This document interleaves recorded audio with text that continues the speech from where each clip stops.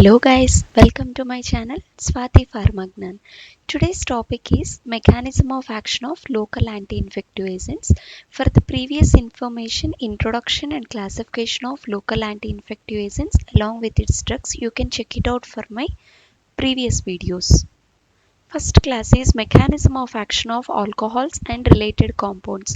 In this alcohols, there are two groups. One is non-polar group and another one is polar group. In this alcoholic derivatives or alcoholic compounds, OH acts as a polar group and R means the alkyl side chain will act as a non-polar group. Primary alcohol shows more penetration, more active and more cost as the length of the carbon chain increases. So primary alcohol, secondary alcohol and tertiary alcohol, three types of alcohol will be present. So in this, if the primary alcohol is present, that will show the more penetration and it will also show more activeness, means more activity, local anti-infective activity it will show more, and the cost of the primary alcohol will be more. As the length of the carbon chain increases, the activity increases, cost increases and the penetration also increases. For this example is N-propyl alcohol. Secondary alcohol shows less penetration and less active when compared to primary alcohols. Example under secondary alcohol is isopropyl alcohol. When R increases, so suppose if a alkyl side chain increases, then penetration also increases and activity all decreases as more van der Waal forces are present. So when alkyl side chain is increasing, penetration also increases and activity decreases because of van der Waals forces are present. More van der Waals forces are present. For example, formaldehyde, which is a aldehyde derivative, mode of action is alkylation. It alkylates the groups present in the proteins and nucleic acid. The proteins and nucleic acids which are present in the bacteria or microorganisms, with that it will alkylate with the groups present in that proteins and nucleic acids. As the primary alcohol chain length increases, van der Waals interaction also increases and the ability to penetrate the cell membrane also increases. As water solubility decreases, the antimicrobial potency decreases with molecular weight. So that is the point here. Primary alcohol chain length will increase means when van der Waals interaction also increases and then the ability to penetrate through the cell membrane also increases. Branching of the alcohol chain decreases the antimicrobial property. So that's why N-propyl alcohol here, N-propyl alcohol is showing the best activity or more activity when compared to isopropyl alcohol. As isopropyl alcohol is a branched chain and N-propyl alcohol is a straight chain.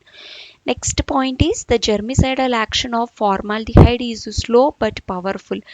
The mechanism of action is to direct non-specific alkylation of nucleophilic functional groups like amino group, sulfhydryl group or hydroxyl group, which are present in the proteins and nucleic acids of various microorganisms, and these groups will form a carbonyl derivative with the alkyl group of formaldehyde or alkyl group of aldehyde derivatives.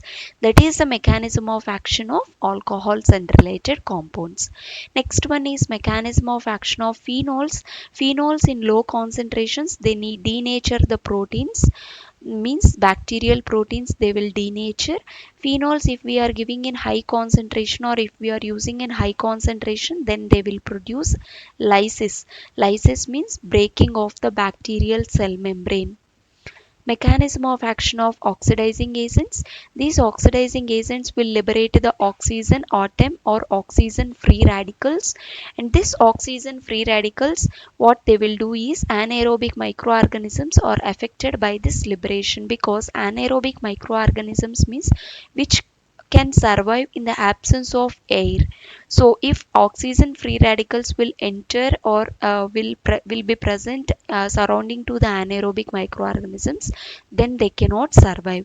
So this anaerobic microorganisms are affected by this liberation, they will die because of because they cannot survive in the presence of oxygen. The germicidal action of oxidizing agents depends on their ability to liberate oxygen in the tissues. How these oxidizing agents will show the antimicrobial property or germicidal property means they have the ability to liberate the oxygen into the tissues. All these agents will react in the tissues to generate oxygen or oxygen free radicals.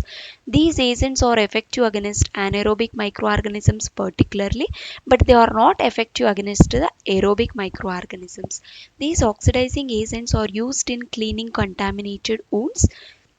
If any contaminated wounds are there, for cleaning the contaminated wounds, we are using this oxidizing agents. Example under oxidizing agents are hydrogen peroxide and hydrous benzoyl peroxide. Next is mechanism of action of halogen containing compounds. Example is tincture iodine and halozone. So for tincture iodine mechanism is iodine will inactivate proteins by iodination. So here halogenation reaction will takes place with the residues of proteins or nucleic acids which are present in the microorganisms. Iodine is the halogen atom which is present in these local anti-infective drugs, so that will inactivate the proteins. How they will inactivate the proteins? By undergoing the halogenation reaction, that is iodination reaction with aromatic residues like phenyl allyl group or tyrosyl group. This iodine can oxidize the SH group by oxidation of sulfur containing groups also. Sulfur containing groups or sulfur containing amino acids like cysteine, methionine and cysteine also it will react. Then chlorine containing compounds like halogen will release the chlorine atom, and this chlorine atom will chlorinate the amide nitrogen atoms so that amido nitrogen will get halogenated, and also oxidation of sulfur containing groups takes place. Next is mechanism of action of cationic surfactants. Cationic surfactants will dissolve the drug, will dissolve first, they will dissolve and then they will disperse in the cell membrane, and then they will destabilize the cell membrane, and they will cause the lysis of the cell membrane. That's why you have for this mechanism of action of cationic surfactants, you can remember four words, that is dissolve, disperse, destabilize and finally lysis of the cell membrane. They will also interfere with the enzymes which are present in the cell membrane. Dyes mechanism is these dyes will act on the cell membranes.